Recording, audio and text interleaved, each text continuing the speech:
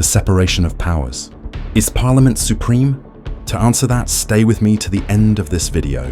Before we dive further, please subscribe to catch more updates on matters concerning PNG. Thank you in advance. Following the recent Supreme Court ruling, directing the Speaker of Parliament Honourable Job Pomat to take all necessary steps to reconvene Parliament on 8 April 2025 to facilitate debate on the opposition's motion of no confidence against the Prime Minister. Murmurs have emerged within the corridors of Parliament that the court's decision was unconstitutional and amounted to a breach of the doctrine of separation of powers. In Parliament, the Speaker acknowledged the existence of the Supreme Court order, but declared that Parliament has its own procedures to follow. On this basis, he failed to ensure that meaningful debate on the motion was facilitated, as specifically ordered by the court. Well, you may be thinking, why did Supreme Court intervene? Let's break it down. On March 31, 2025, the Supreme Court found that the Parliamentary Committee's decision in November 2024 to reject the opposition's motion of no confidence in Prime Minister James Marape, nominating Sir Peter Ipatas as alternative Prime Minister, was unconstitutional. So it intervened, ordering Parliament to reconvene to comply with its obligations under the Constitution's Section 145 when dealing with motions of no confidence against the Prime Minister, as well as the rights and privileges of members of Parliament to introduce a motion, debate and vote on it, provided under Section 115, Section 111 and Section 142 of the Constitution. In such instances, how does the separation of powers prevail? Let's find out. What is the doctrine of separation of powers? The doctrine of separation of powers is a core principle of democracy. It's a doctrine that divides the powers and responsibilities of government into three independent branches to limit any one branch from exercising the core functions of another. These three branches are: 1. Parliament, Legislature, the lawmaking arm, responsible for debating, passing and amending laws on behalf of the people. 2. Executive, Government, the law enforcing arm, which includes the Prime Minister, ministers and public servants responsible for implementing laws and running government affairs. 3. Judiciary, courts, the law interpreting arm comprised of independent judges and courts who ensure laws are applied fairly and that neither Parliament nor the executive acts outside the law or the Constitution. The intent of the separation of powers is to prevent the concentration of unchecked power and to provide for checks and balances to avoid autocracy or inefficiencies. However, how does this apply in Papua New Guinea?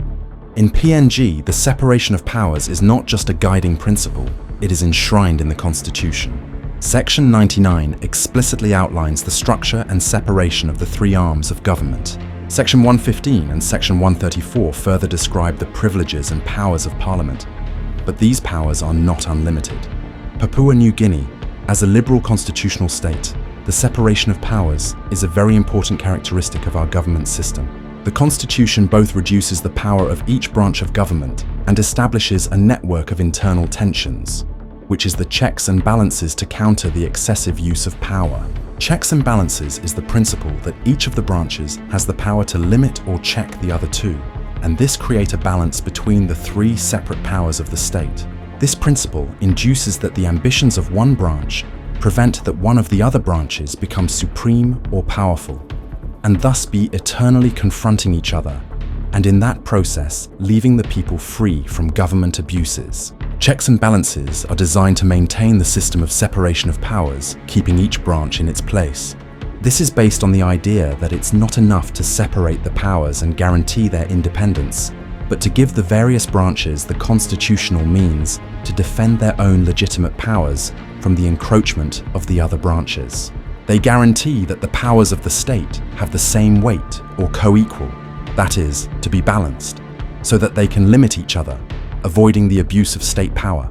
Thus, history has revealed that unlimited power in the hands of one person or group, in most cases, means that others are suppressed or their powers curtailed. That is why the separation of powers in a democracy is to prevent abuse of power and to safeguard freedom for all. In an instance where Parliament or the executive abuses its powers or acts contrary to the Constitution, it is the judiciary's duty to intervene. The Constitution provides for such checks and balances through judicial review, stipulated in Section 18 and Section 19 of the Constitution. Furthermore, the founding fathers of Papua New Guinea anticipated that there could be future abuse of power. As a safeguard, they included Section 23, which provides for criminal sanctions against anyone who fails to comply with a constitutional duty or commits an act that is prohibited by the Constitution. Now let's answer our opening question. Is Parliament supreme? The short answer is no. Why it isn't? Because of the separation of powers stipulated in Section 99 of the Constitution, which disallows one branch from becoming supreme or powerful over the other. State power is co-equal and balanced between the three branches so that they can limit each other, avoiding the abuse of state power. While Parliament is empowered to make laws and decisions, its authority is limited by the Constitution.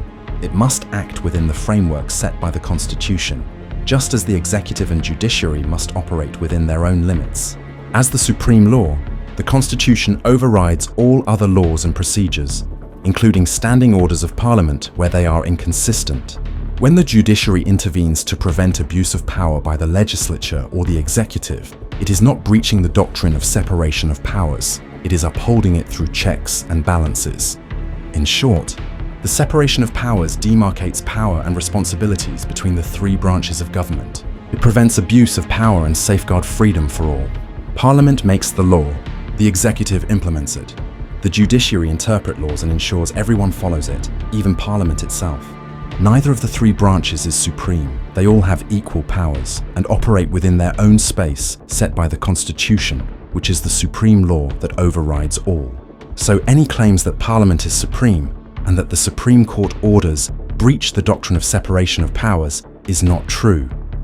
By the way, give us a like if you find this video informative.